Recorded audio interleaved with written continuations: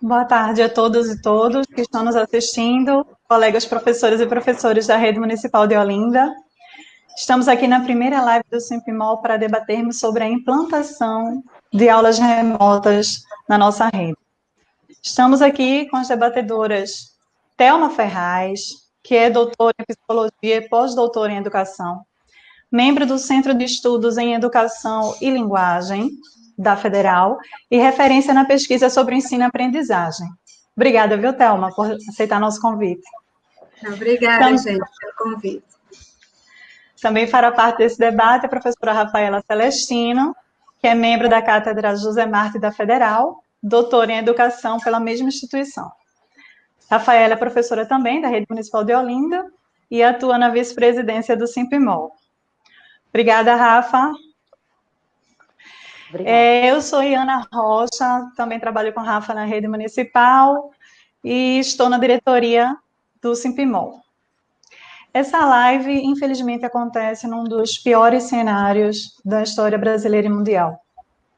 Apesar de termos consciência da intensa subnotificação dos casos de Covid 2019 no país, temos os números assustadores de mais de 374 mil casos confirmados no Brasil, dos quais 23.473 evoluíram para óbito, de acordo com os dados mais atualizados do Ministério da Saúde.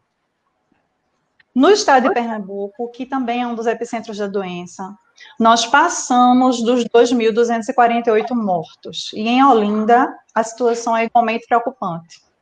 De acordo com os números mais recentes da Diretoria de Vigilância em Saúde, temos na cidade 2.159 casos confirmados, sendo desses 150 óbitos, dos quais, infelizmente, soubemos que duas colegas nossas da rede estão fazendo parte dessa triste estatística.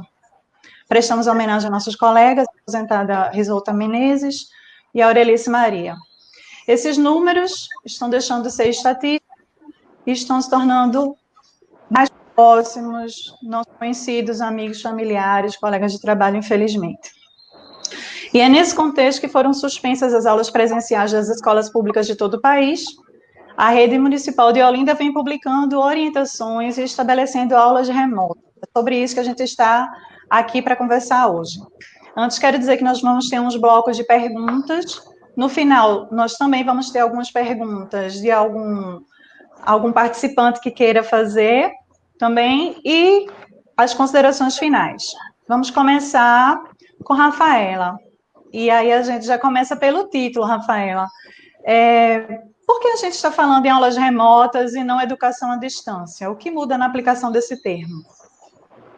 Bom, apesar de não ser uma especialista da área, né, e aí eu peço licença aos especialistas, é importante a sua pergunta, porque parece que agora falar em educação à distância é simplesmente se deter a um ambiente virtual, quando, na verdade, a educação à distância é um campo, né, uma área de conhecimento específica, que há anos vem sendo investigada, né, tem uma complexidade muito ampla e, infelizmente, né, no cenário atual, o próprio parecer 5 do Conselho Nacional de Educação, quando você vai ler no discorrer dele, dá ideia, né, reduz o debate de aula remota ao ambiente virtual, comparando isso em algum momento em educação à distância.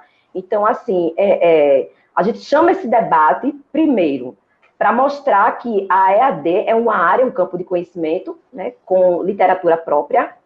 Segundo, a concepção de aula remota, ela em si, e aí a professora a doutora Thelma pode falar uma concepção de aula com mais propriedade que a área de ensino e aprendizagem dela, mas a própria ideia de aula remota que está sendo colocada no parecer do Conselho, ela deixa muitas lacunas, ela não é bem definida e ela não dialoga com a literatura da educação à distância. Então, a gente sentiu a necessidade de convocar a categoria de Olinda, né, e todos os nossos parceiros e professoras que se sentirem acolhidos pelo debate, para chamar a atenção para o próprio detalhe do termo, para a gente não legitimar e não recair no erro de reduzir a própria concepção de aula remota, né, do ambiente virtual como complemento de ensino presencial. E agora eu gostaria de destacar que tudo isso que eu estou falando é dentro de um cenário, né, a educação à distância, ela é pensada dentro de um cenário de não caos, né? De digamos assim, uma normalidade fora de uma crise sanitária, né? Normalidade aí entenda-se por aspas. Então, por isso que a gente decidiu chamar. E aí, Olinda tem algumas especificidades que no decorrer do debate a gente vai dialogando com vocês. Ok, Rafa. Doutora Thelma, em relação a esse tema ainda, sobre essa questão de aula remota, me parece que é um termo aplicado assim para um sentido muito amplo, onde cabe acesso à internet, mas também cabe várias outras coisas, várias atividades e etc. E o que a senhora acha a respeito dessa diferenciação? Pois é, eu acho que a Rafaela, ela já introduziu bem isso, né? Quando a gente fala de educação à distância, a gente está falando de uma modalidade, né? Que inclui planejamento, preparação de espaços, plataformas, materiais adaptados, profissionais preparados para isso, acompanhamento pedagógico, né? Para além desse professor. Então, o que está se colocando hoje como ensino remoto não é o que vem sendo discutido como educação à distância, né? Ensino remoto está sendo pensado muito como um conjunto de situações para garantir, né, como se fosse uma continuidade aquilo que não está podendo ser ofertado na escola com o ensino presencial.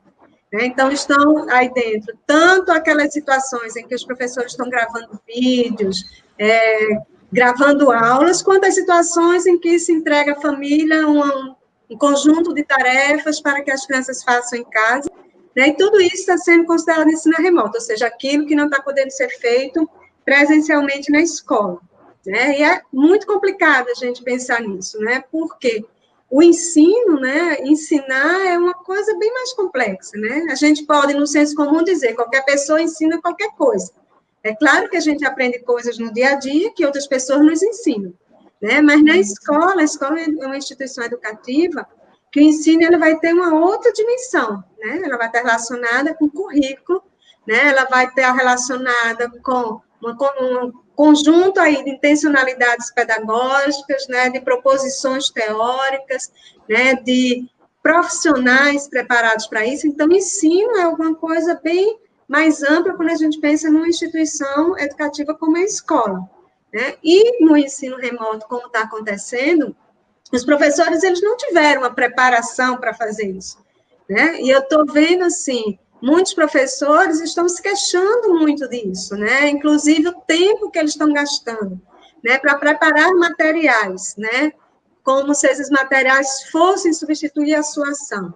Né, estão preparando vídeos, né, tem toda uma questão da linguagem que você vai utilizar, do tipo de atividade, né, e da adequação, mesmo se a gente falar em termos de educação à distância, há essa diversidade de públicos, né? Então, será que a criança aprende qualquer coisa, né, em casa, através de vídeos e atividades acompanhadas pelos pais?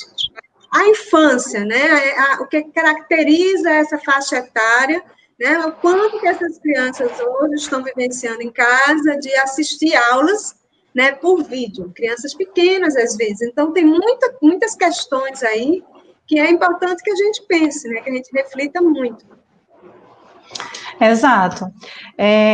Rafa, e as condições que a Prefeitura de Olinda está oferecendo? Ela está oferecendo alguma condição para a implantação dessas aulas remotas ou não? O sindicato vem acompanhando, né, através do canal de diálogo que ele está tendo com os seus professores, né, e vem chamando algumas ações. Nós publicamos, antes de qualquer tipo de convocação oficial, porque não tem ainda nenhuma normativa, o parecer está sendo construído, nós já estávamos convocando a própria categoria, né, para o debate. E aí, junto com a universidade, a gente formou uma parceria, né, nós formamos uma parceria com o grupo de estudo, né, Educação, Escola e...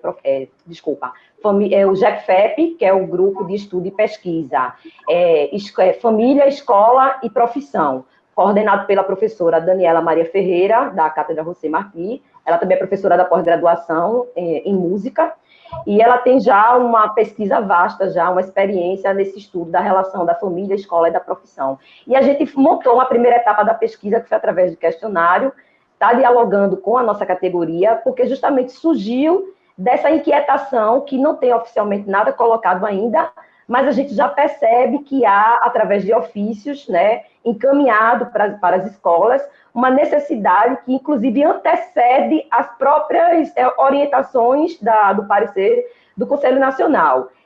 E a gente participou de uma reunião que a gente estava, inclusive, convocando a reunião, foi a primeira reunião que a gente chamou, junto com o Conselho Nacional, que convocou o sindicato de uma cadeira no Conselho Municipal de Educação, e essa reunião inicial, ela foi mais de diálogo, né, e o que a gente sentiu através do questionamento do próprio sindicato é que a prefeitura ainda não tem uma contrapartida concreta de como ela vai dar um suporte aos professores e às professoras. Questões como a internet que o professor está utilizando, o ambiente de trabalho que o professor vai realizar a atividade, como é que vai ser como é que vai ser o tipo de diálogo, em que condições o aluno vai realizar, a conjuntura do ambiente familiar. A prefeitura tem esse mapeamento, quantos vão ter acesso?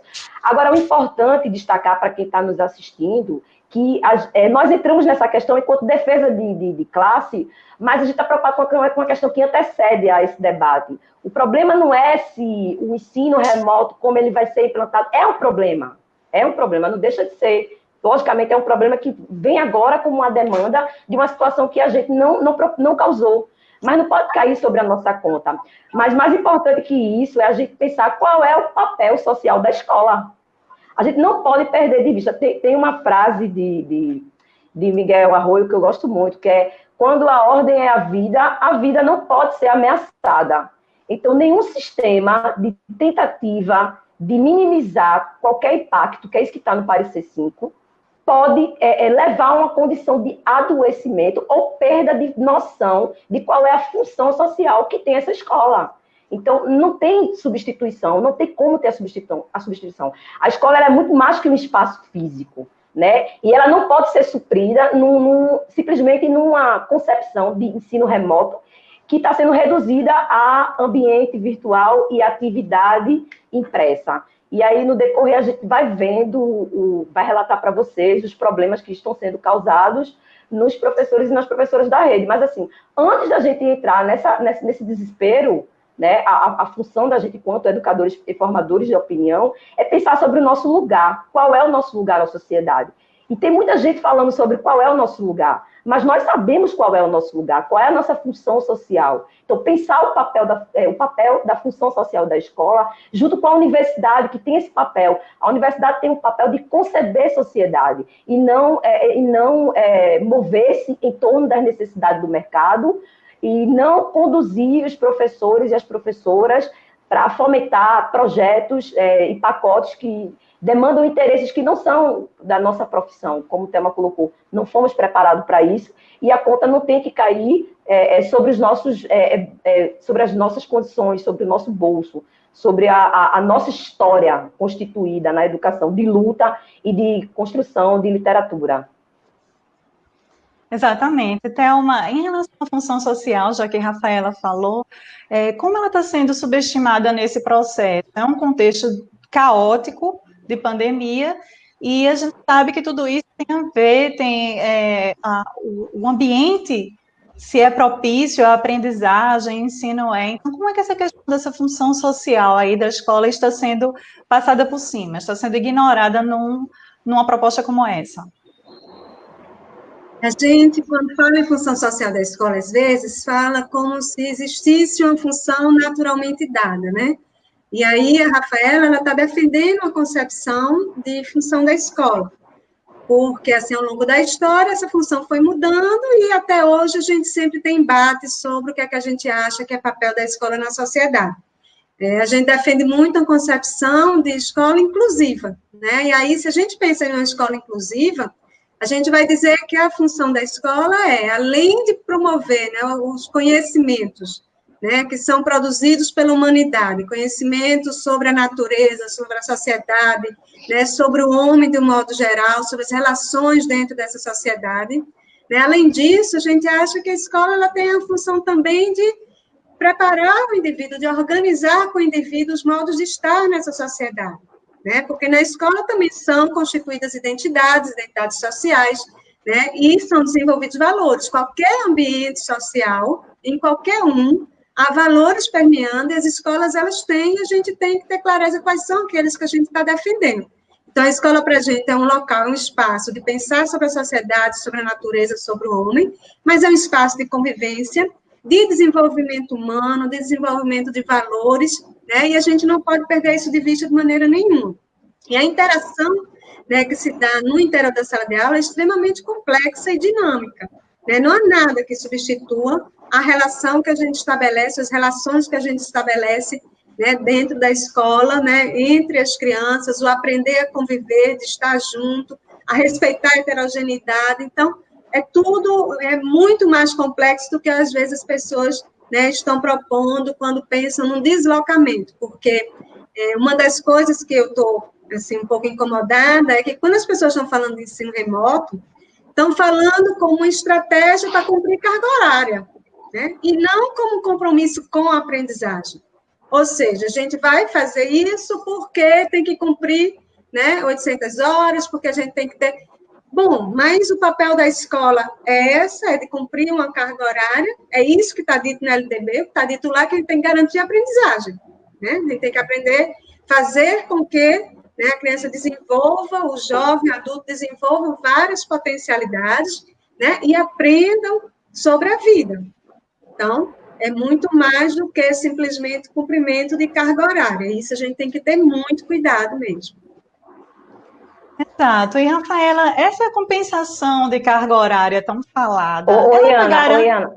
Oi? Antes dessa questão, eu só queria complementar uma inquietação também que está surgindo para a gente no sindicato e em outros fóruns de debate que a gente está participando.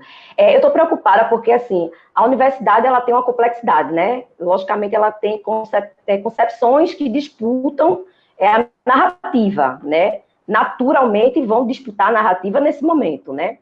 E aí, já alguns discursos na própria área da educação já aparecem falando em ressignificar esse sentido de ensino, esse espaço virtual, como se a própria estrutura antipandemia, antes da pandemia, ela já fosse montada dentro de uma estrutura regular, de êxito, de ambiente padronizado, de democratização, quando a gente sabe que a própria realidade da educação brasileira ela vai destoar de rede para rede, né? Tem uma vasta experiência com assessoria e formação das redes, ela sabe muito bem do que eu estou falando, tem um mapeamento.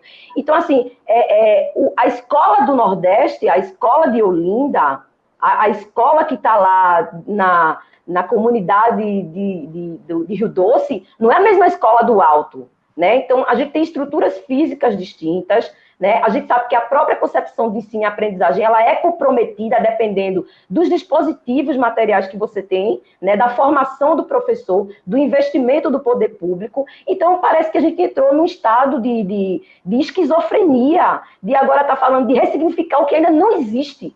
A gente tem muitas lacunas ainda a serem supridas, do ponto de vista básico, de saneamento, e é uma preocupação de nós, educadores, que estamos ali todos os dias com os nossos alunos e alunas, pensar nas condições de aprendizado dele. A gente está falando de alunos que têm um contexto socioeconômico extremamente complexo, onde o pai está preso, a mãe cata papelão, e não são experiências aleatórias, assim, eu não estou usando exemplos que às vezes, mas isso é tão antigo, é recente, é presente, a gente está levantando isso através de estudos e relatos, a gente está quantificando para mostrar que não é algo isolado. Então, é muito sério. Você teve as últimas chuvas que vieram agora, nós recebemos vídeo de como está a condição de alguns alunos. Então, assim, são fatores complexos que não dá para a gente, diante de um estado de adoecimento geral, nós todos estamos entrando no estado de adoecimento, essa é a verdade.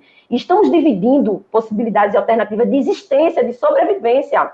E aí não pode o Conselho Nacional de Educação e as políticas públicas locais dizer para a gente que agora a gente vai ter que fazer uma coisa para sanar, como o Thelma me colocou, a carga horária.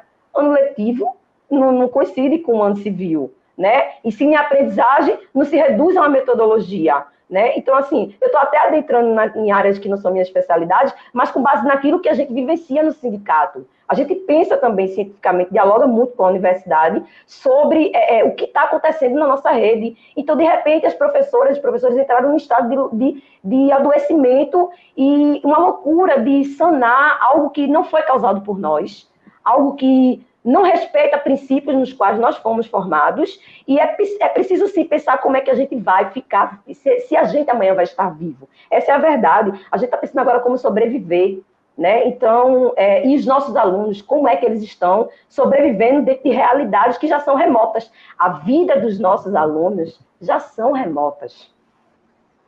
Exatamente. Thelma, o que você acha sobre esse ponto que Rafa falou, sobre essa questão de pensar agora, no momento de epidemia, essa questão de ressignificar a aula, ressignificar a escola, o uso das tecnologias, é o momento? Pois é, eu tenho escutado também, né? Hoje eu estava dando uma olhada em algumas coisas na internet e vi algumas pessoas dizendo assim, que como nesse momento, né, do distanciamento social, e vamos precisar, né? Estamos precisando fazer aula remota, então a gente vai aprender a ter modos diferentes de ensinar. Né? Eu acho muito complicado a gente começar a falar desse modo, porque é como se a gente estivesse achando que a saída para a escola vai ser, a partir de agora, né, a EAD, ensino à distância. Não vou falar nem ensino remoto, né, porque é algo muito mais precário. Mas mesmo se a gente pensar em termos de EAD, né, eu me questiono muito. Então, a EAD, ela vai ser adequada a qualquer público, em relação a qualquer conhecimento, né? A nossa LDB garante a educação básica por ensino presencial. Existe um motivo para isso, né? A gente não pode achar que qualquer conhecimento vai ser igualmente construído a partir de EAD, embora eu respeite muitas pessoas que façam uma educação à distância, mas a gente sabe, né, que não é algo apropriado para qualquer público, para qualquer conhecimento. E aí, se a gente pensar num público infantil, por exemplo, né, vamos pensar, é realmente adequado a gente pensar, ressignificar, que é para adiante as crianças terem, como já foi proposto, inclusive, né, educação infantil, ensino fundamental por EAD, o modo de aprender das crianças, né, é um modo de aprender que exige que a gente tenha um compromisso com a ludicidade, com a interação, com o cuidado, né, com tudo que envolve a criança ter um esforço cognitivo para aprender, ela ter um movimento para a aprendizagem, né? E aí a motivação dela é fundamental. E aí Rafa entra numa questão, né, que ela começa, e as crianças da gente, né? As crianças da escola pública, elas têm tudo isso? Bom, eu tenho acompanhado, né, tanto, né, pais, né, familiares de crianças de escolas pública quanto privada, né? Na escola privada, não estou falando de qualquer escola privada, porque a gente sabe que há uma diferença grande entre escola privada para classe média, escola privada de bairro, né, de periferia, elas são muito diferentes, mas eu vou falar daquela escola privada de classe média alta, tá? O que é que eu tenho assistido? As famílias têm preparado ambiente de estudo para as crianças, porque elas têm que fazer ensino remoto. E estão providenciando equipamentos melhores quando estão achando que aquele não está sendo adequado. Elas baixam aplicativos, né, e elas decidem na família como é que vai ser a questão do monitoramento daquela criança que está aprendendo. Com tudo isso, né, eu tenho escutado relatos de familiares desesperados porque não conseguem dar conta das aprendizagens dessas crianças com essas condições muito favoráveis. Tenho escutado relatos de crianças que choram porque não querem passar aquelas 2, 3 horas, como está acontecendo, assistindo vídeo e fazendo aquela atividade ali em casa. Então, tenho escutado muitos depoimentos desse jeito, em condições, se a gente for comparar, né, com as condições que a gente tem na escola pública, muito mais favoráveis. Agora, vamos pensar as crianças na escola pública, né, que boa parte delas, né, não tem essa condição. Então, a gente sabe que a quantidade de crianças que tem um notebook em casa é baixíssima. Aí se diz, não, mas eles podem ver por celular. É a mesma coisa? Né? A gente está dando condições, né, equitativas ali para essas crianças e para outras crianças. Eles têm condição de baixar os aplicativos, de acompanhar. Então, eu não estou entrando aqui nem ainda, que eu acho que a gente precisa falar disso, nem ainda das condições concretas de sobrevivência dessas pessoas, que Rafa já falou aí um pouquinho. Eu estou falando ainda de coisas que são básicas para se pensar em qualquer ensino desse tipo, né? E aí, anteriormente, eu já falei que eu não acredito para crianças, para determinados conhecimentos, como, por exemplo, leitura e escrita, que vai resolver isso, não.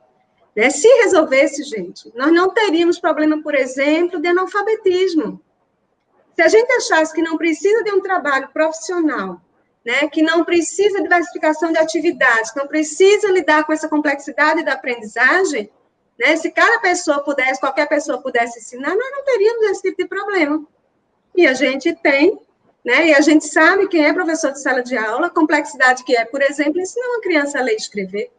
Só, né, quem está lá na sala de aula, né, com suas 30 crianças, 35 crianças, né, sabe o quão é complexo para essas crianças se apropriarem desses conhecimentos. Então, é tudo muito mais, exige um debate muito mais aprofundado do que o que a gente está vivenciando, né? E aí, trazendo uma situação, licença, Ana, e aí trazendo uma situação específica para Olinda, é muito interessante esse debate, porque, assim, a própria ideia de conteudista de escola, da escola da modernidade do século XX, ela também está se diluindo de maneira assustadora, você vê, né? O Paulo Freire, ele falava de um conhecimento de mundo, ele fala de um conhecimento de mundo, de apropriação, da leitura da palavra a partir da leitura de mundo. E aí está chegando as atividades em Olindas assim, abra sua geladeira e tire a uva. A minha casa, eu não tenho uva. Até porque comprar uva em pandemia para fazer a higienização da uva deve ser bem mais complexo do que fazer a higienização de uma outra fruta. E todo mundo, nesse momento, ir no mercado, em uma feira, é quase que um fronte de guerra. Todo mundo volta psiquicamente muito cansado. A gente está no estado de adoecimento psíquico, até para ir a um simples mercado. Então, eu estou perguntando para os nossos alunos, estou pedindo para os nossos alunos, através da atividade escrita, que ele vá lá na geladeira e pegue a uva. Então, até do ponto de vista conteudista, a gente está muito longe ainda do que a nossa escola deixa, né, como tradição conteudista, que já é insuficiente. Então, a própria proposta, ela não atende o parecer que já é ruim, que fala de sanar uma espécie de diminuir a mitigação do impacto na vida desses alunos. Eu estou acentuando as desigualdades, eu não estou diminuindo. Né? Teve uma experiência que chegou para a gente essa semana da professora que ficou, da diretora, que ela ficou, ela está bastante sentida, porque uma das melhores alunas da escola, inclusive tem experiência de participar em concurso pela escola, ela está abatida, a criança está passando por um trauma, porque ela não pode comprar um celular, ela não vai acompanhar. Então, que dano a gente está? Veja, a nossa responsabilidade social, ela é muito forte. Então, assim, chegou hoje uma outra experiência, que aí eu acho que essa para mim, ela impactou muito mais, assim, significativamente. De uma professora que ela teve um trabalho interessante no ano passado. Ela fez um trabalho com uma aluna que praticamente não conseguia se expressar. E aí a aluna, ela tinha problemas de relação socioemocional, interpessoal, de classe, por várias áreas de conhecimento da área pedagógica, que ela não avançava. E a professora, através de um trabalho, uma professora que é aposentada e está pegando o segundo contrato, isso é muito recorrente na rede de Olinda, né? Uma rede que só tem em torno de aproximadamente 1.400 professores, o último concurso foi em 2011, tem um número de contratados significativo, né? Tem uma carência de 700, então 700 vagas ociosas, né? Ou seja, não precisaria nem abrir vaga para fazer um outro concurso, é uma coisa que o sindicato está atrás. Então, chegou para a gente o relato de que essa professora fez um trabalho maravilhoso com essa criança, do ponto de vista da intersubjetividade, do processo de subjetivação, e aí se descobriu uma situação de violência doméstica, né? A mãe passava por situações complexas e o pai está preso. E aí a criança consegue avançar, não só do ponto de vista pedagógico, mas do ponto de vista da sua intersubjetividade, da sua subjetividade. E aí essa professora teve que escutar, né, nesse contexto agora, atual, que ela precisa se atualizar.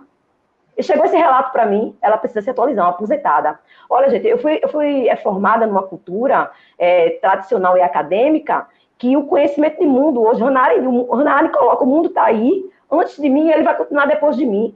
E a gente só se torna o conceito de humano, somos o que somos e reconhecemos o que somos, porque nós valorizamos as experiências anteriores.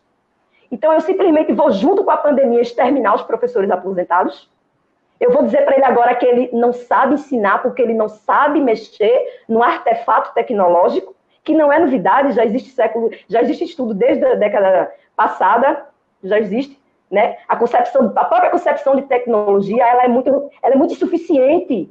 Tecnologia no passado foi escrita, hoje se reduz ao ambiente virtual, e amanhã será o quê? Então, assim, é preciso ter cuidado para a gente não contribuir para, junto com a pandemia, estar eliminando os nossos mestres. Os professores que chegaram antes da gente têm muitos a nos dizer, né? Tem muitos a nos dizer de como nós podemos fazer, e nós reformulamos e dizemos, a partir disso aí, como nós podemos continuar. Exatamente, Rafa. E ainda sobre a questão da aprendizagem, depois eu volto para essa questão específica dos nossos colegas, dos professores.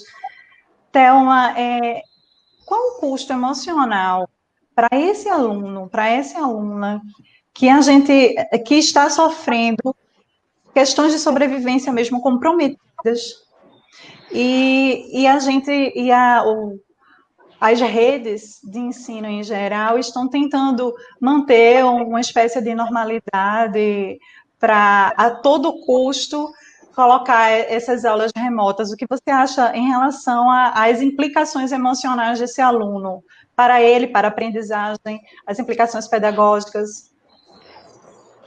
Veja, uma coisa que eu já comecei falando é que, né, aí tratando muito, né, da criança, do jovem, o adulto também, mas eu estou falando mais especificamente desse grupo, né, sobretudo as crianças, elas demandam, assim, na vivência dela do dia a dia, elas demandam um cuidado, né, um modo de estar, né, que seja lúdico, que seja prazeroso, né, que implique nas relações humanas. Então, independente de qualquer coisa, né, independente dessa situação atual, a gente colocar essa criança num estado solitário de aprendizagem já é algo que vai, né, de encontro àquilo que seria da necessidade do cuidado que a gente tem com as pessoas. Agora, numa situação como essa, a coisa é muito mais complicada, né? Nós temos uma heterogeneidade muito grande na sociedade. Então, nós temos famílias que têm pessoas que estão trabalhando, que o custo, né, básico de sobrevivência está, de algum modo, garantido. Nós temos aquelas que tem pessoas trabalhando, que precisam sair para trabalhar, e que tem toda a ansiedade, né, do que é que pode acontecer saindo para trabalhar, mas que tem, né, financeiramente alguma estrutura básica. A gente tem aqueles que são desempregados e que estão correndo todos os riscos, né, para conseguir benefícios, para conseguir alguma forma de sustentação. Aqueles que não têm nada, a gente tem uma heterogeneidade imensa. Então, a primeira questão que se coloca é como que essas casas, essas famílias estão psicologicamente lidando com a situação concreta como essa, que é a subsistência, sobrevivência básica. E isso traz tensão para a família, obviamente, traz para as crianças e para os jovens, né? Então, viver uma tensão dessa é muito complicado. Viver a tensão da doença, né? E falando dessa doença mesmo, do Covid, que é saber que as pessoas estão morrendo ali no bairro, morreu fulano, morreu ciclano, não sei quem está doente, não sei quem está no hospital. Então, isso mexe emocionalmente com as pessoas daquela comunidade toda, tá? Então, é um outro elemento que a gente tem que se colocar. Uma outra coisa é, para prevenir, estamos propondo que as pessoas fiquem dentro de casa. Bom, ficar dentro de casa significa você não ter seus espaços de lazer, significa você não sair para brincar com os colegas, significa, né, você não ter as vivências familiares que normalmente você tem. Então, psicologicamente, isso também vai trazer uma ansiedade. Então, as pessoas estão com diferentes tipos de ansiedades e, dependendo da sua condição financeira e social, mais agravadas ou não. Mas são situações muito tensas, né? E aí, por exemplo, eu gravei um vídeo que até coloquei, né, no Facebook, lá no meu perfil, que, para mim, por exemplo, que eu estou fazendo trabalho remoto, só em olhar a notícia, de saber as coisas, de estar acompanhando, tem dia que trabalhar para mim está super doloroso, tem dia que fica complicado parar e trabalhar e pensar, porque eu fico pensando em mil coisas, né? Tem gente da minha família que está doente, tem gente que está, né, precisando disso, eu tenho que fazer aquilo. Então, agora pense que eu tenho uma situação, né, garantida do ponto de vista econômico, né, do ponto de vista das condições de moradia, por exemplo. Agora, você pensa isso numa pessoa que tem dificuldades em relação às condições de moradia, de sobrevivência, né? Não é à toa, por exemplo, né, que o número de violência doméstica está aumentando nesse período, né? Então, todas as tensões, as pessoas convivendo ali dentro daquele ambiente, né, durante muito tempo, sem poder, né, liberar tensões e tal, ou seja, não é uma situação fácil. Então, como é que essa situação vai ser fácil para a aprendizagem? Né? Então, mesmo em condições muito favoráveis, ela já não é fácil. Agora, pense em condições que são mais precárias, como a das crianças, uma parte das crianças que a gente convive nas escolas públicas. Como é que elas vão ter esse engajamento para a aprendizagem com isso? E olha que eu não estou falando ainda do acompanhamento, da dificuldade de acompanhamento que eles não têm. Então, isso gera nessas situações familiares uma tensão a mais. Né? Então, eu vejo os pais angustiados porque não conseguem ensinar a tarefa, porque não conseguem baixar um aplicativo, porque tem que ir na escola buscar as tarefas, que é outra coisa. Né? A gente diz que tem que ficar em casa, depois a gente diz para os pais que eles têm que ir na escola buscar as tarefas para as crianças realizarem, porque eles não têm, às vezes, como conseguir isso pela internet. Então, são demandas bastante contraditórias para o período que a gente está vivendo. Exatamente, Thelma. Olha, estão chegando algumas perguntas que a gente vai ler aqui. São das pessoas que estão participando com a gente, inclusive podem divulgar para a gente ter mais participação, embora que essa live ela vai continuar com acesso liberado depois. Então, Longstein pergunta o que ficará substantivamente de pedagógico e de aprendizagem para nossos estudantes e como mensurar do modo qualitativo e quantitativo. Quem gostaria de comentar essa pergunta de Longstein? Eu acho que a gente já começou um pouco a falar disso, né? Então, quando a gente, por exemplo, eu tenho dito muito, olha, se a gente consegue manter o vínculo com as famílias, isso é maravilhoso. Eu acho que a gente tem que tentar manter os vínculos. Então, manter os vínculos para a gente ajudar essas famílias a terem um ambiente, né, para que elas passem por essa fase toda e que elas possam, então, são dicas de brincadeira com as crianças, dicas de vídeos que eles podem procurar lá no celular, se eles têm o celular, atividades lúdicas, então, propostas lúdicas que possam melhorar essa situação dessas famílias de passagem por essa crise. Agora, no momento em que a gente coloca o ensino remoto substituindo carga horária e alia isso à avaliação, aí o problema começa a ser muito grave. Né? E aí a pergunta dele o que é que vai sobrar disso tudo? A gente só vai cumprir a carga horária ou as pessoas vão, de fato, aprender? As crianças vão aprender realmente? Como é que a gente vai avaliar que elas aprenderam? Então, eu já sei de situações em que estou marcando avaliação com as crianças. Avaliação pela internet. Então, no meio de tudo isso, eu vou avaliar, e eu vou avaliar que essas crianças aprenderam o quê? Ensinado por quem? Então, a escola vai avaliar algo que ela colocou para o pai ensinar isso, ou que ela supôs que as pessoas aprenderam porque a gente fez, né, um vídeo explicando um conceito. A gente está simplificando o que é ensinar. E a gente tem que ter cuidado com isso, porque isso vai desvalorizar a nossa própria profissão.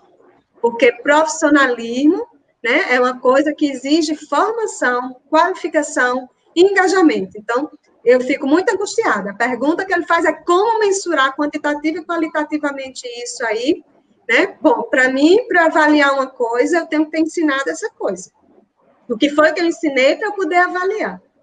Né? E como que eu ensinei? Então, se o aluno, por exemplo, não aprendeu, a gente vai reprovar esse aluno? O aluno, ele está em casa, eu entreguei um bocado de tarefa para os pais acompanharem, aí depois de um período eu faço uma avaliação, né, digamos, na hora que retornar da pandemia, sei lá do que, eu faço uma avaliação e a criança não tiver aprendido, eu vou reter esse aluno, aí eu vou entrar na discussão o que é direito de aprendizagem. Porque quando eu falo direito de aprendizagem, eu estou dizendo que o Estado tem que garantir a aprendizagem. Se a criança não aprendeu, a gente vai ter que dar conta de que ela aprende. E a gente não pode responsabilizar nem a criança, nem os pais pela não aprendizagem. Então, vamos pensar muito antes de tomar esse tipo de decisão. Rafaela, você quer comentar ainda sobre essa pergunta ou eu faço outra?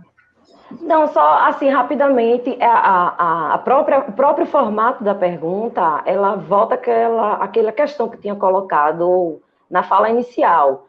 Falar sobre como mensurar quantitativamente e qualitativamente passa a ideia de que a coisa, em algum momento, ela vai funcionar. Não, acho que não seria a primeira pergunta. A primeira pergunta seria quais as condições objetivas e subjetivas das crianças, como o Thelma colocou, referente ao ensino e aprendizagem. Quais as condições objetivas e subjetivas dos nossos professores e professoras? A gente tem relato de experiência de professora que teve que comprar celular, professora contratada. Passou 10 dias sem responder a diretora atrás dela, e depois de 10 dias ela foi lá e disse para a diretora que não tinha se pronunciado, estava atrás da compra de um celular. Isso é uma professora contratada, que não ganha, não tem o mesmo plano de carreira, não tem a mesma cobertura legal que uma professora efetiva. Então, existem perguntas anteriores a essa. Essa é uma pergunta que a gente, em algum momento, como o Thelma bem colocou, a gente pode pensar, mas para ela ser feita, ela precisa ser pensada no sentido de que quais as condições objetivas e subjetivas, isso é ensino, isso é aprendizagem, para poder a gente achar que pode medir alguma coisa, ou qualitativamente ou quantitativamente. Pois é, Rafa, e aí, só completando um pouquinho, quando a gente está falando aqui, a gente está falando muito das condições das famílias das crianças, dos jovens, dos adultos, dos estudantes. Agora, vamos pensar as condições dos professores, né? Porque, do mesmo jeito que a gente fala dessas dificuldades todas, né, que essas famílias estão passando, os professores também estão. Então, os professores estão tendo que lidar com tudo que esse momento, né, que a gente está passando exige, né, de manter as relações familiares, né, de manter, né, um mínimo de equilíbrio na sua casa, de, né, dar conta das outras pessoas da família que a gente sabe que a gente tem que dar conta, e os professores estão vivenciando todas essas angústias, e mais uma angústia, que é conseguir dar conta desse dado, né, dessa proposta de ensino remoto sem ter essa preparação para isso. E eu tenho escutado professores dizendo assim, eu tenho gastado muito mais tempo para pensar no que fazer, né, do que propriamente o que aparece lá para a família. Né? Que tempo é esse que essas pessoas estão dando? Então, eu tenho visto também professores chorando, né, professores angustiados, dizendo que não sabe fazer aquilo, né, ou que não acredita naquilo e que tem que fazer, né, e que, ao mesmo tempo que ele tem que fazer aquilo, ele tem que fazer as atividades dele lá de casa para dar conta, né, dos prejuízos e das demandas, né, que a gente está tendo, né, com o coronavírus. Então, é mais uma coisa para a gente pensar.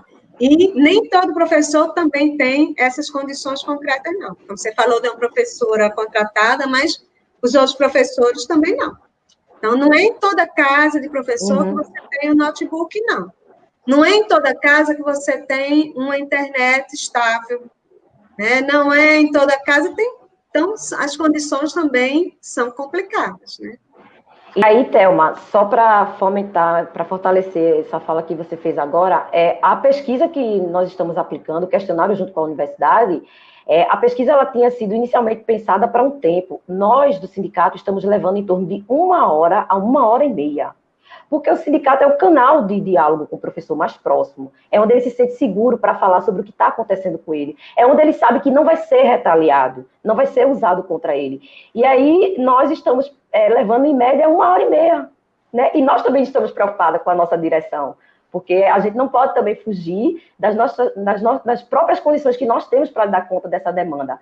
Mas a gente tá levando em torno de 1 hora e meia, a situação de fato é crítica. Né? Professores que choram, relatam situações muito delicadas no seu ambiente doméstico. Né? Professores que não têm, como o Thelma colocou, as condições equiparadas, né? Em relação ao acesso a próprio computador, notebook, não sabe utilizar, não tem dinheiro, está cheio de dívida, muitas vezes é a principal renda da casa.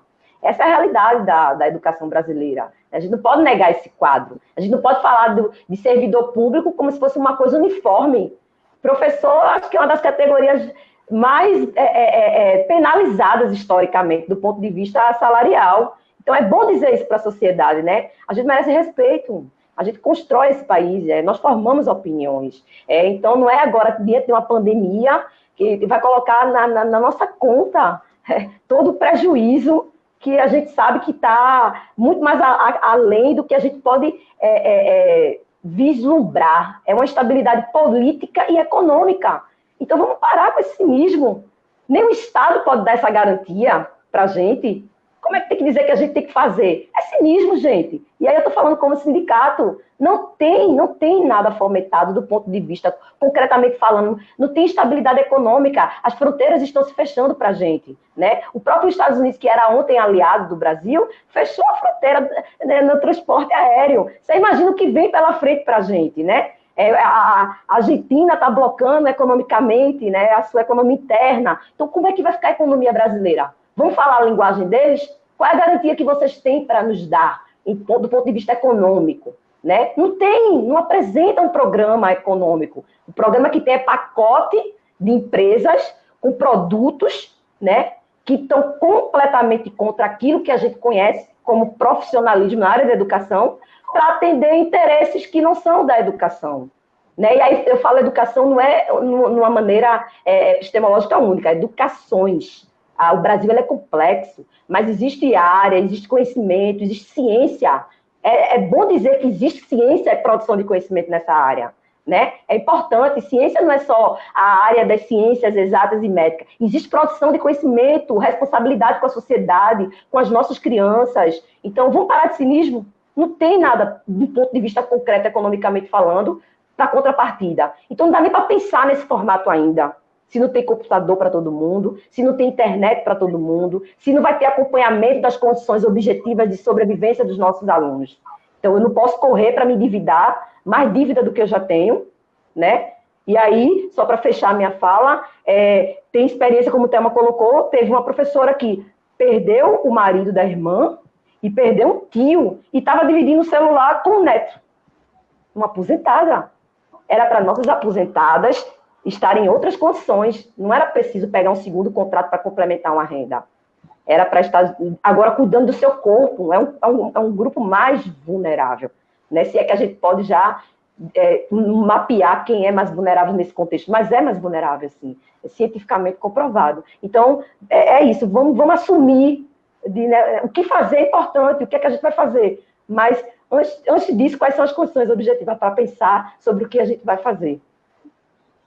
Exatamente. Tem muitas perguntas, então tem uma pergunta aqui de uma companheira nossa, Rosilene Galindo, e eu vou ler a pergunta dela e vou complementar também de uma outra maneira. Então, Rosilene diz assim: ainda tem uma ameaça pós-pandemia, que é a possibilidade dessas aulas caírem no gosto de alguns sistemas de ensino, especificamente em alguns segmentos como EJA e ensino médio. Então, Thelma, o que você acha desse formato de ensino que tira o protagonismo do professor no fazer pedagógico e ele é levado a se tornar um tarefeiro, um aplicador de tarefas com conteúdos pré-selecionados? Vou fazer só um comentáriozinho.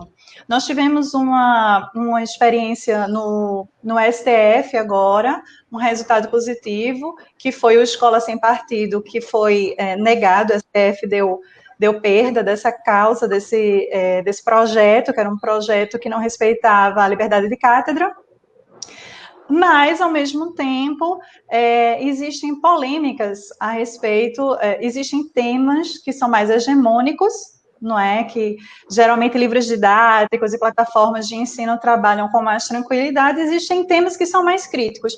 Esses temas que são mais críticos dificilmente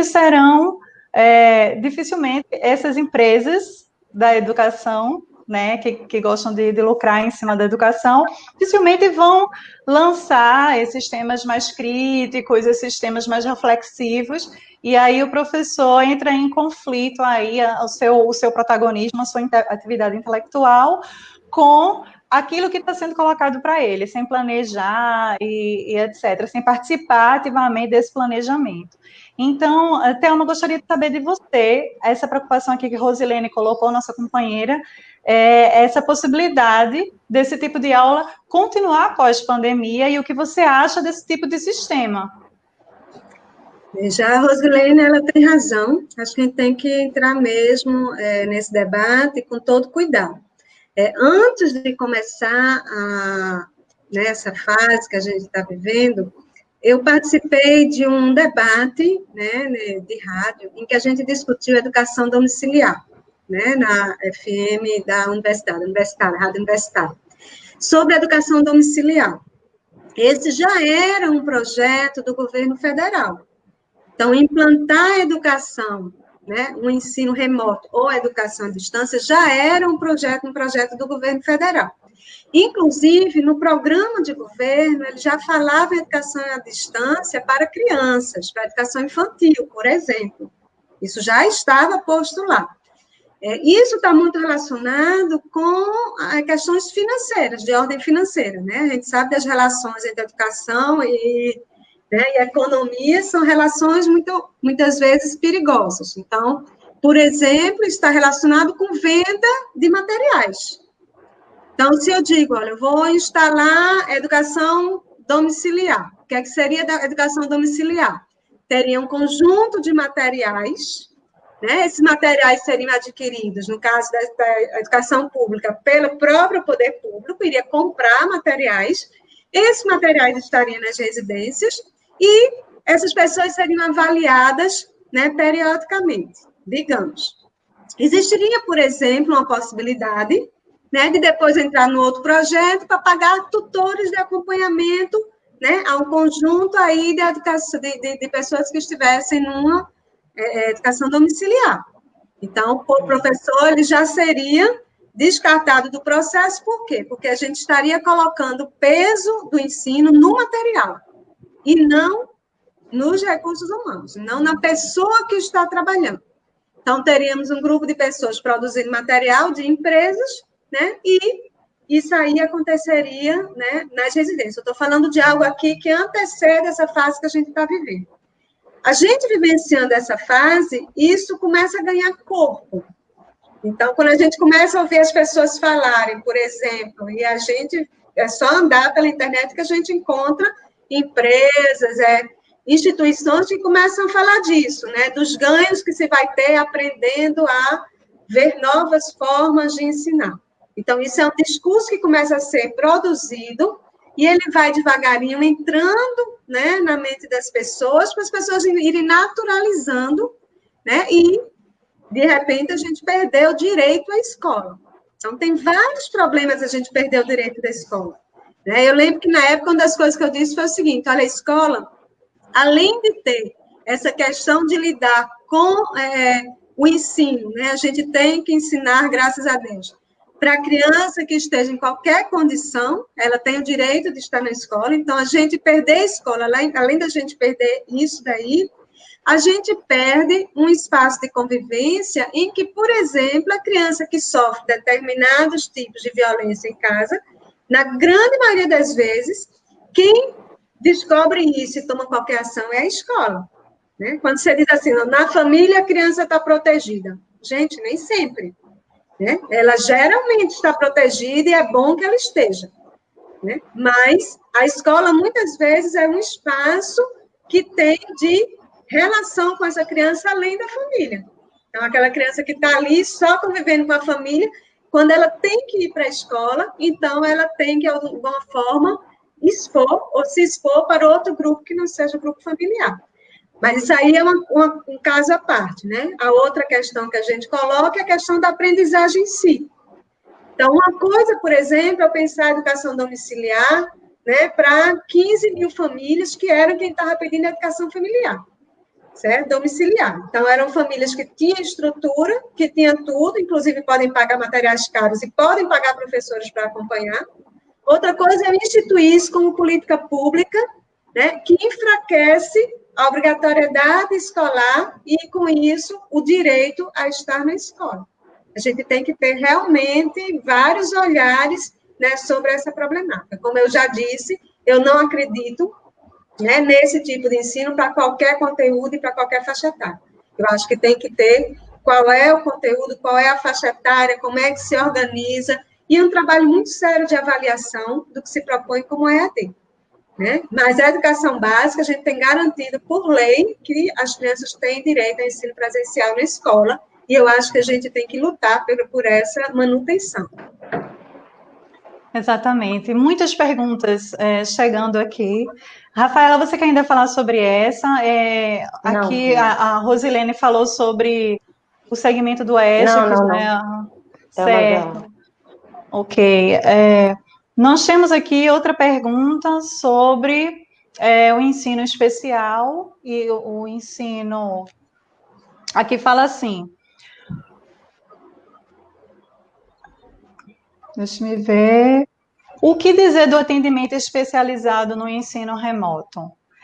E Úrsula, Carla Barbosa também colocou. E a demanda de estudantes com necessidades especiais? O que será deles? Então, muitas perguntas relacionadas a essa preocupação. E aí, Rafa? Eu passo para a Thelma. Nós estamos... Mas eu quero comentar depois. Ok.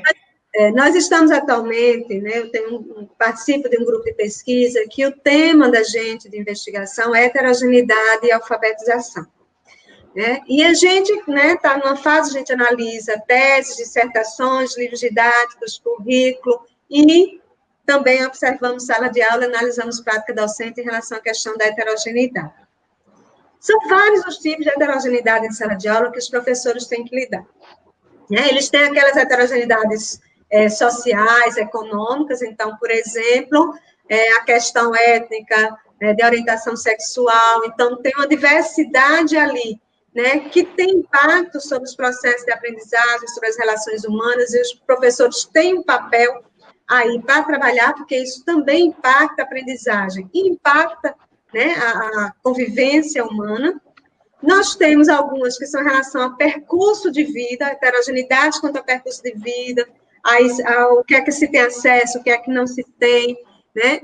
Os impactos das diferenças individuais, cada pessoa é uma pessoa, e assim, quem está em sala de aula sabe que, às vezes, o jeito de você se referir a uma criança tem um impacto sobre a aprendizagem, com outra criança a gente tem que falar de um jeito diferente, então, para a gente ver assim, a nuance que é o processo pedagógico, e temos as heterogeneidades que são relativas ao que a gente fala de educação especial, certo? Então, essas crianças, elas demandam um trabalho interativo intenso, de estar lá perto, né, de ter estratégias diversificadas, de ter acessibilidade, né, aos materiais, aos conhecimentos.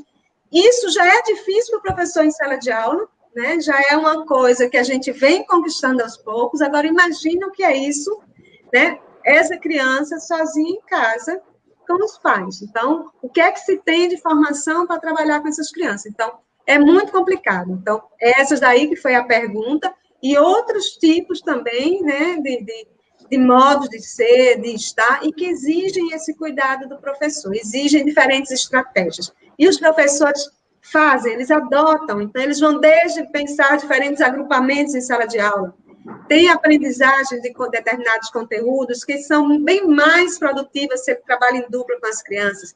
Tem outras coisas que o trabalho em grupo é bem legal, tem outro que em grande grupo, tem coisas que ele tem que fazer individualmente com o professor mediando ali pertinho. Tem a diversificação de atividades, às vezes a gente está numa fase que um determinado grupo de crianças está precisando do conhecimento tal, outro grupo do conhecimento, né, de outro tipo de conhecimento, os professores, eles vão diversificando a atividade. A problematização, ele problematiza diferente para uma criança e para outra criança. Então, as observações da gente na sala de aula vão mostrando a quantidade de saberes que esses professores utilizam para dar conta de todas essas heterogeneidades, incluindo a das necessidades da educação especial, as crianças com deficiência. E, gente, vamos pensar isso tudo no ensino remoto, né, em que você grava uma aula para as crianças assistirem, independente de todas essas diferenças que a gente está falando, ou um conjunto de atividades, né, que a gente faz, não, mas aí eu faço um conjunto de atividades para esse, outro para esse, outro para esse, mas não é a atividade em si.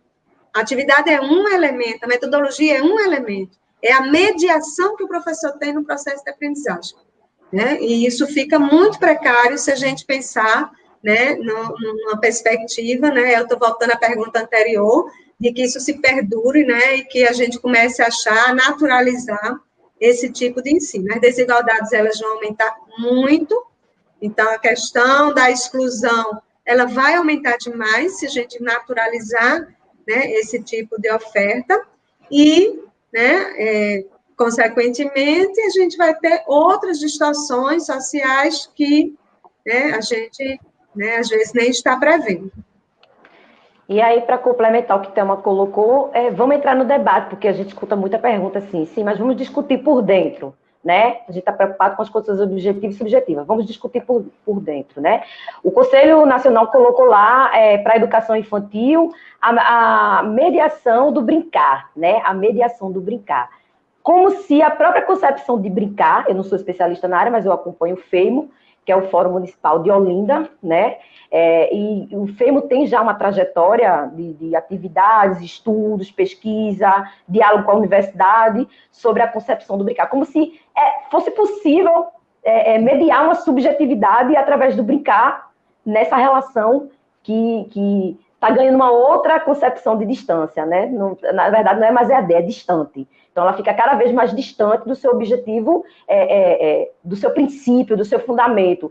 E aí, também se aplica a própria educação inclusiva, né? Educação especial. Como é que vai mediar isso? E o Conselho Nacional, no parecer, ele fala de mediadores familiares. Né? Ele coloca o professor para intervir na rotina da doméstica, né? A educação doméstica não é educação escolar. O professor, por mais que ele elabore atividade e tenha esse canal de diálogo, é importante destacar que isso não se configura como um papel do professor, porque para a criança vai ter uma outra mediação. Vou dar um exemplo, como é que, se termos concretos, acontece? Tem algumas professoras que estão orientando as mães. Então, mãe, por mais que eu tenha escolarização, a minha função se perde quando eu estou ensinando algo, quando eu estou repassando algo para minha filha. Porque para minha filha, a relação está já mediada pela relação mãe e filha. Então, mesmo eu tendo escolarização, tendo formação na área, sendo professora, eu não sou a professora da minha filha. A minha filha tem uma professora que tem um papel social específico que está mediando aquele conhecimento. Então, isso se perde muito. Então, e o próprio parecer, ele vem tendenciando a esse tipo. Então, a gente tem que ter cuidado, mesmo por dentro discutindo o que é que isso vai sobrar para a gente. Qualquer um vai poder dar aula, qualquer coisa é aula, qualquer mediação é mediação de aprendizagem, ela intervém. Então, assim, é um debate muito amplo, na verdade, né? É respeitar que tem uma construção científica na área e chamar especialistas, né, na área da produção de conhecimento, para o que é que eles têm a dizer sobre isso, quais são as alternativas. Bom, é muito perverso perguntar para a gente quais são as alternativas, né, da gente dentro dessa... Mas a gente tem muito sobre dizer o que a gente não quer mais repetir das experiências passadas. Porque no problema da saúde você chama ciência para responder, e na educação você chama pacotes prontos, tarefas para serem executadas. Então é preciso pensar até o nosso próprio lugar no mundo, né? E assumir que é responsabilidade nossa de dialogar, chamar a universidade para responder cientificamente, quantitativamente, como o colega professor perguntou anteriormente, e qualitativamente. Exatamente. Rafaela, aqui tem algumas dúvidas. Você já falou, logo no início da live, das ações do sindicato, do Simpimol, em relação a essa imposição da rede municipal de Olinda. Mas você pode fazer um resgate? Você já citou que o sindicato está fazendo uma pesquisa com a Universidade Federal, também sobre uma nota pública já que o sindicato colocou. E você pode falar melhor sobre essas ações que o sindicato está fazendo para manifestar e para lutar pelos direitos dos colegas professores da rede municipal de Olinda? O sindicato está construindo ações no canal de diálogo com o professor, né, como já foi colocado aí, está ampliando o debate junto com a universidade e com as entidades em educação, né, o que elas têm a dizer sobre, como o CNTE, por exemplo, que publicou um parecer das suas entidades filiadas através de um questionário aplicado, e um dos diagnósticos interessantes é que os conselhos municipais, eles mandaram resposta verticalmente, né? O Conselho Municipal de Olinda, ele ainda não se posicionou, porque ele, inclusive, está passando por reestruturação da sua composição. né? E que já é um modo para a gente pensar, né? Como recompor um órgão deliberativo, um órgão de extrema importância numa rede, dentro de uma conjuntura epidêmica, em que está se demorando para constituir, porque os representantes da sociedade civil não estão tendo acesso, o acesso está bem ruim, remoto, não tem, muitas das cadeiras ocupadas, as pessoas não estão preparadas, não participam em condições igualitárias, né? E aí o sindicato, para além dessas ações, o sindicato ele não vai medir, né, nenhum tipo de esforço para defender a categoria. Nós estamos dialogando experiências que estão acontecendo em outros sindicatos.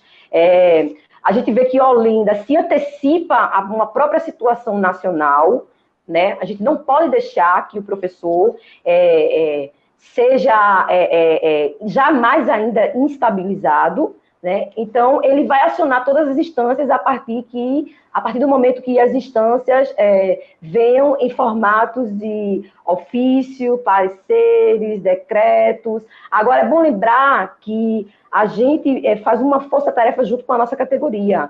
E é bom lembrar também que a gente tem uma estabilidade econômica e jurídica. Então, não vamos depositar todas as forças numa instância só. Vamos juntar aquilo que nos dispõe como instrumento de luta e vamos sim acionar. Então, o sindicato está fazendo algumas ações públicas e outras que a gente vai vir publicar no momento que for importante, né? Porque como é que está acontecendo essas cobranças? Essas cobranças, elas são muito sutis, né? Então, quando você não tem nada oficial, né, para oficializar e entrar com mandato é mais complexo, né? Por exemplo, se vem a pergunta, o sindicato entrou na justiça, né? O sindicato não descarta nenhuma possibilidade. A gente teve uma experiência passada do reajuste dos aposentados.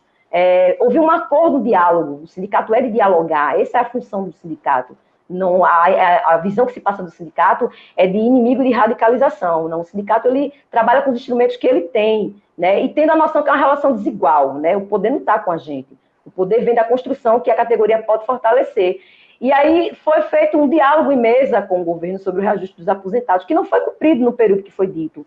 Como isso tinha sido num diálogo, né, e não foi cumprido, a gente teve que acionar juridicamente, e aí a gente teve a garantia, ainda não foi implantado, mas a gente acionou o jurídico para que seja implantado. Então, a gente espera que todas as forças não precisem ser esgotadas, né, e que o governo de fato, atue dentro das condições objetivas, né, e subjetivas da nossa categoria. Quando eu falo de subjetividade, não é no sentido da especificidade de atender a cada um, não. É ver estatisticamente o quadro de adoecimento de nossos professores. Então, o sindicato não vai medir esforços, e o sindicato está, sim, com a nossa categoria. A gente não vai medir esforços para defender os nossos professores e as nossas professoras, porque, inclusive, sindicato, a direção ela é temporária, né? Daqui a pouco sou eu que estou na sala de aula. Exatamente. Thelma, nós estamos daqui a pouco caminhando para o final, eu vou tentar aqui incluir o máximo de perguntas para tentar contemplar, a gente infelizmente não vai conseguir sanar, né, esgotar essa discussão, mas há uma pergunta aqui da nossa colega Roseli, que diz assim: aqueles alunos que não têm acesso, caso haja uma demora maior de voltar às aulas, como ficarão os registros desses alunos? Eu quero, Thelma, completar essa pergunta de Roseli com um trecho da LDB que diz assim: garantir a igualdade de oportunidades educacionais e de acesso a todas as crianças, jovens e adultos, mesmo num período de excepcionalidade. Essas aulas remotas, dessa maneira improvisada que está sendo colocada, nessa conjuntura, elas estão conseguindo garantir essa igualdade? E aqueles que ficarem de fora, Thelma, o que fazer? Como ficarão? A gente está falando aqui de exclusão, né? Porque se a gente tem uma oferta, né? E aí eu não vou falar só dentro da escola pública, não. Se a gente diz que o sistema educacional, que a educação no Brasil vai ofertar, e quem puder, use, quem não puder, não use, a gente está trabalhando com o processo de exclusão. Mesmo que a gente diga, as escolas privadas, elas têm condições, elas façam, quem não tem, não faça, a escola pública não faça. Bom, na medida em que eu tomar essa decisão, né, estou falando aqui como Conselho Nacional da Educação, como Conselho Estadual da Educação, quando eu tomo uma decisão como essa, eu estou operando a nível de exclusão. Porque eu estou dizendo que quem pode, faz. Quem não pode, não vai fazer. né? E aí, o que é que vai acontecer com esses alunos que não têm acesso, que não conseguem, ou que tentam de todas as formas, conseguem lá o celular, levam as tarefas, mas não se apropriam dos conhecimentos? O que é que vai acontecer com eles? Bom, nós vamos ter agravadas as desigualdades que a gente já tem nesse país. Então, a gente está institucionalizando uma desigualdade de oferta, né? No momento em que eu digo que uns podem, outros não podem, estou com uma desigualdade de oferta. É legítima a preocupação que as pessoas têm de dizer assim, olha, mas aí isso vai demorar muito tempo, o que é que vai acontecer? Isso é muito angustiante mesmo. Nós não sabemos hoje quanto tempo nós vamos ter para voltar, né, a não correr, né, esse risco tão intenso que a gente tem em relação ao vírus. A gente não sabe, né, e isso gera essa angústia. Então, a gente tem que ir com calma, né? Por enquanto, eu acho que a gente tem que ir tomando decisões responsáveis e dizer, olha, o ano civil, né, o ano letivo, não precisa, né, ser, né, todo encaixado dentro do ano civil, não precisa. A gente pode pensar em possibilidades, por exemplo, de no retorno a gente ter períodos de aula, né, até que a gente vá encaixando né, a vida escolar das pessoas. Agora, eu, sinceramente, eu sei que muita gente vai criticar o que eu vou dizer, mas eu, sinceramente, acho que a vida é muito mais importante do que a gente dizer que tem que todo mundo terminar a escolaridade, né? Naquele período ali, a gente está vivendo um momento que é de guerra. A gente está numa guerra contra o coronavírus, além de outras que a gente já enfrenta. Né? Então, a gente saber que a gente tem que ter calma, tem que ir tomando as decisões aos poucos, e aí, para mim, de uma forma igualitária. Então, a gente dar condições mínimas iguais para esses estudantes, seja da escola pública, da escola privada, a gente não criar esse abismo que começa a se criar entre quem tem acesso, quem tem alguma estrutura familiar que possibilita a aprendizagem, e aqueles que não têm. Né? Então, a gente está colocando essas pessoas num estado de exclusão profunda. Né? E se eu digo que eu vou fazer avaliação na hora que voltar às aulas, eu estou dizendo que esse período aí era um período que garantia aprendizagens e eu estou avaliando. Quem não conseguiu aprender é porque não deu conta, né, daquelas condições. Eu não consigo entender que lógica é essa. Né? Então, acho que a gente tem que ir aos poucos mesmo. Né? Tem que ver, olha, vamos pensar aqui até o final de junho. Né? Se até o final de junho as coisas não mudam, a gente vai vai tomar outra medida. Se as coisas mudam, aí a gente vai pensar, olha, dá para a gente cumprir as 800 horas em 2020? Sem ensino remoto não dá. Isso não é o fim do mundo. Então, o que é que a gente vai fazer? Então, a gente vai pensar, né, o governo federal está dizendo que não flexibiliza 800 horas. Bom, ele está dizendo que não flexibiliza, mas a gente tem um país inteiro para pensar quais seriam as soluções. A gente vai pensar em adaptações dos anos letivos durante 2, 3 anos, para regularizar isso que a gente viveu em 2020. Existe até proposta de que o ano seja perdido e que a gente continue, né, a escolarização normal a partir do próximo ano. Existem várias propostas, a gente tem que pensar em cada uma delas como propostas possíveis, né, mas com garantia, né, de oferta mínima igualitária. A gente não acredita em oferta igual na sociedade desigual, mas minimamente essa oferta ela vai ter que acontecer para todo mundo e não excluindo aqueles que não têm acesso, que é o que a Roseli está falando, né, nessa pergunta dela. Exatamente. E aí você está falando de uma rede, só para complementar, que dentro da própria realidade das redes municipais de ensino, ela ainda tem alguns processos que são manuais, através de requerimentos, né? Então, a própria rede de Olinda, ela ainda não está totalmente digitalizada, informatizada, dentro de uma concepção bem restrita, né, do que é aparato tecnológico. A gente, para dar entrada numa aposentadoria, para a gente requerer alguma licença, ou a gente vai lá no protocolo geral, pega um papelzinho, escreve e encaminha. É assim que a gente faz, né? Então, nem todo o sistema de Olinda, para o servidor, ele está ainda nesse formato. E como pedir para a gente agora dar conta de algo que nem o próprio governo conseguiu implantar e minimizar danos para a gente do ponto de vista da nossa própria carreira. Quem é aposentado sabe o processo que é para ter aposentadoria, porque tem que ir nas escolas, tem que falar com suas gestoras, tem escolas que já não existem mais, né, a gestão trocou, e aí precisa de cada declaração de que passou, então é toda uma trajetória desgastante. Imagina, se o professor ficou 30 anos na escola, ok, se o professor não ficou, ele vai levar um tempo assim, ó, completamente desumano para dar entrada na sua aposentadoria. Uma coisa que já poderia, é tão simples, digital, não é simples, assim, não, tá vendo que não é simples? Se fosse simples, já estava implantado. E a gente já estava funcionando no outro formato que não fosse através de requerimento manuscrito.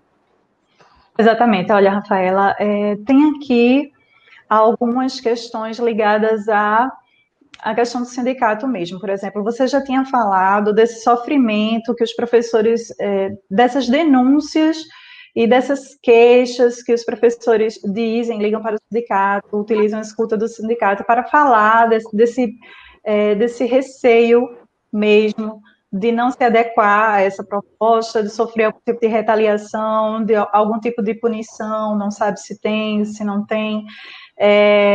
E esse sofrimento, nessa angústia mesmo, em meio a tudo isso, a gente sabe que há uma feminização na educação, a Prefeitura de Olinda também, ela não foge à regra, numa faixa de 80% das nossas colegas professoras são mulheres, né, na rede municipal de Olinda, então tem toda uma demanda social, familiar, que a gente ainda não conseguiu dividir as atividades familiares, então a gente ainda tem isso, tem essa questão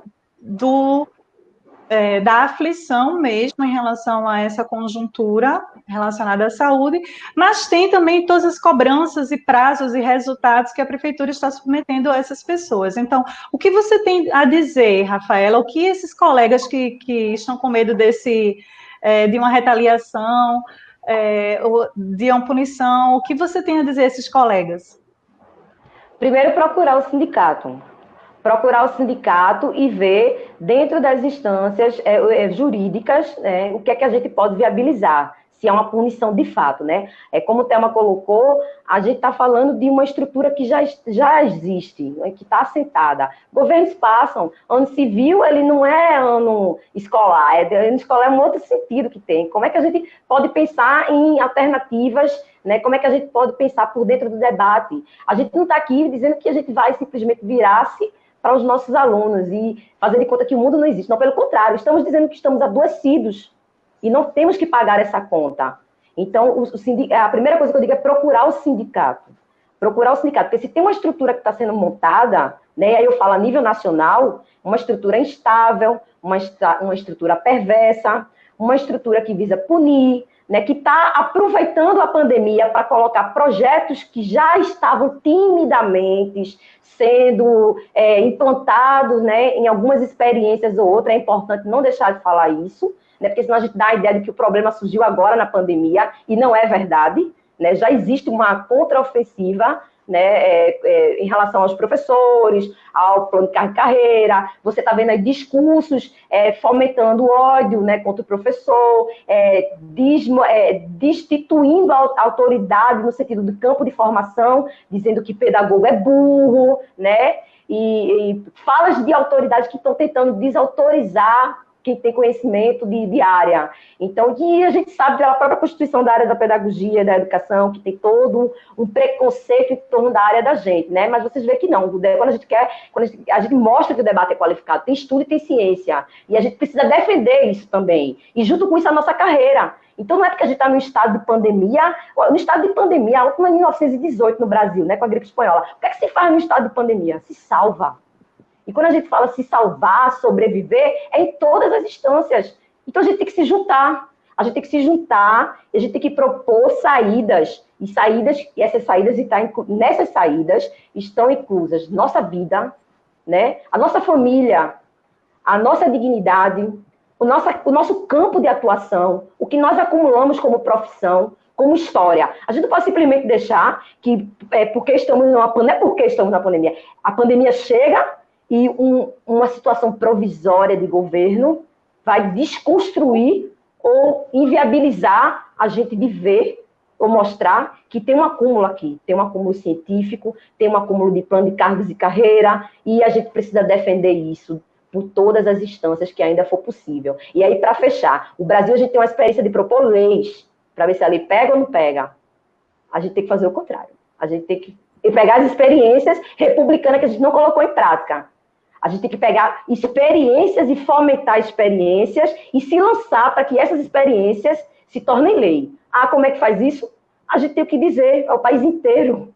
É o país inteiro. A gente precisa dizer que não é assim, não funciona. A gente não tem condições de dizer. E é uma responsabilidade da gente não maquiar. Então, a gente sabe a limitação do professor, a gente sabe o que é que acontece em termos do medo. Só para dar um exemplo, uma das perguntas do questionário da pesquisa do GEPFEP diz o seguinte, né, da professora Daniela, fala sobre quais são as maiores dificuldades do professor. Quando a gente está perguntando as maiores dificuldades, a gente nem pergunta em relação à plataforma. E aí vem medo de perda salarial, de corte, enfim, de quebra de contrato, né? Porque os professores contratados também nos procuram, embora nosso foco seja o efetivo, juridicamente falando. Enfim, retaliação, mas assim, a medida provisória, as medidas que estão tramitando, os acordos entre estados e municípios, está colocando em jogo os servidores. E aí vocês viram que não foi sancionado o destaque para manter o não congelamento do professor. Então, assim, não dá para fugir muito, não dá para destoar. Vai chegar uma hora que a gente vai ter que escolher, né? E aí, dentro do que a gente pode escolher, a gente escolhe entre se lançar e usar os canais, né? Na verdade, vai chegar uma hora, eu retiro o que eu disse, que a gente não vai nem poder escolher, a gente vai ter que se manter vivo. E se manter vivo não é só contra o vírus, né? Tem outros vírus aí que estão tentando eliminar determinado segmento. O professor não pode ter a ilusão que ele é o alvo. Obrigada, Rafaela. Professora Thelma, eu gostaria de pedir já para a gente encaminhar as considerações finais.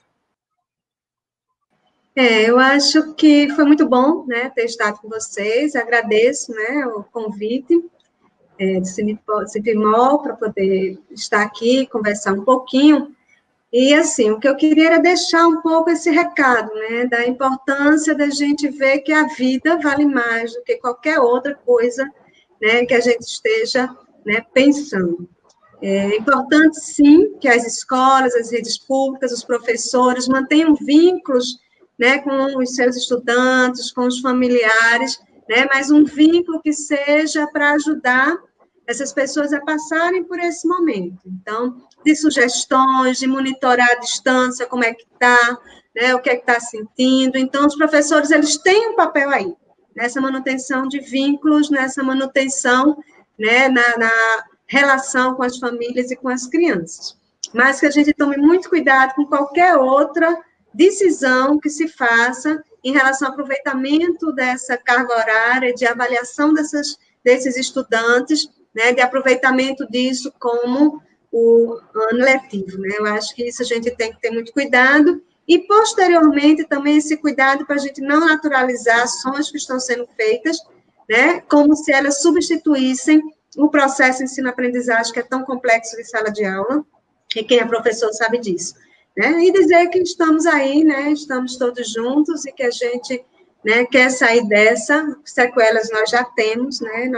Perdemos pessoas, né, perdemos condições, perdemos muitas coisas, né, por conta da pandemia, por conta, né, dos projetos políticos que estão nesse mesmo momento, assim, nos ameaçando, mas que a gente, né, saiba que isso vai passar e que a gente vai ter que reconstruir tudo que a gente está perdendo, tá? Então, fique em casa e, né, um grande beijo para todo mundo. Obrigada, professora Thelma, por participar dessa live com a gente. Gente, estão chegando muitas dúvidas, infelizmente a gente não vai conseguir responder todas as perguntas, a gente quer manter aqui o diálogo, então, todos e todas vocês que ficaram ainda querendo saber mais coisas, e é um assunto muito polêmico, é um assunto que daria aqui para mais uma live, pelo menos. Então, a gente deixa esse canal de diálogo aberto, vocês têm acesso às nossas redes sociais, nós temos o site www.simpimol.org.br, e nós temos redes sociais, Instagram, Facebook, fora os contatos também da nossa diretoria, lá, grupos de WhatsApp.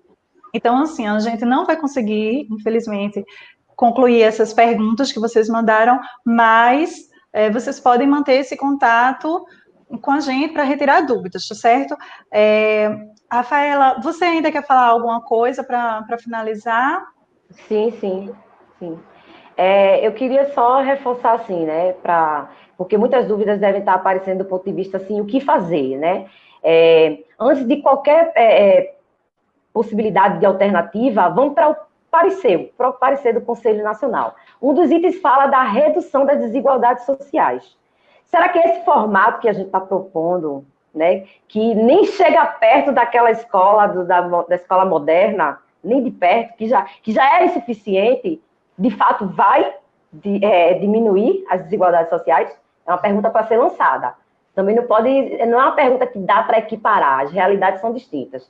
A gente já tem a resposta, mas vamos avaliar na conjuntura, vai de fato reduzir ou vai acentuar mais ainda? Como o Thelma colocou em vários exemplos. Essa é a primeira questão de se colocar. A segunda é dizer para a nossa categoria que nós não temos fórmulas prontas, nem inclusive de ação, porque a nossa ação, ela já está toda maquiada, personificada dentro dessa sociedade que está se construindo aí para criminalizar os movimentos sociais.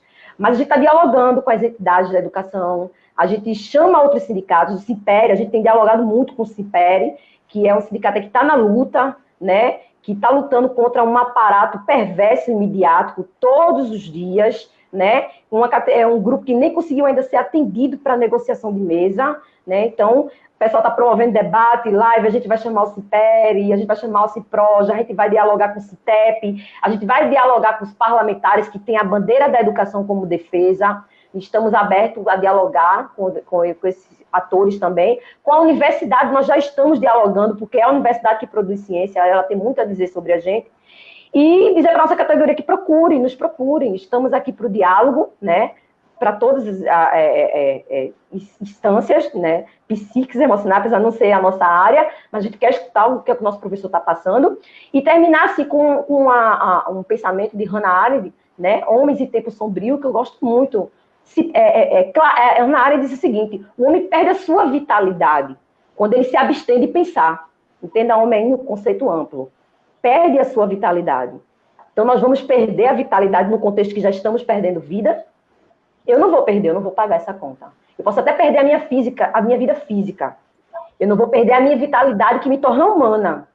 E não perdê-la é não me abster de debater, de dizer, vamos devagar. Não é assim. Nós não temos condições de fazer assim. O que é que vocês finalmente querem? Mas isso aí que vocês estão chamando de ensino remoto está bem longe do que até hoje se constituiu como educação. Exatamente. Então, estamos agora finalizando a nossa live. Quero dizer que foi muito proveitoso, foi uma experiência maravilhosa para mim, a primeira vez que eu participo de uma live.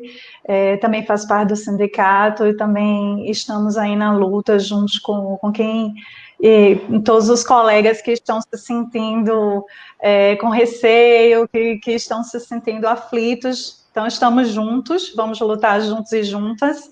Essa live ela vai estar disponível também no YouTube, essa semana ainda. Nós teremos outra live na próxima quinta-feira, às 19 horas, com a deputada estadual Tereza Leitão, mas nós vamos veicular também as informações melhor nas nossas redes sociais e também no site do sindicato. Tá bom? Agradeço a professora Thelma e a professora Obrigada, Thelma. Muito obrigada. E eu agradeço a vocês e a Thelma, em especial.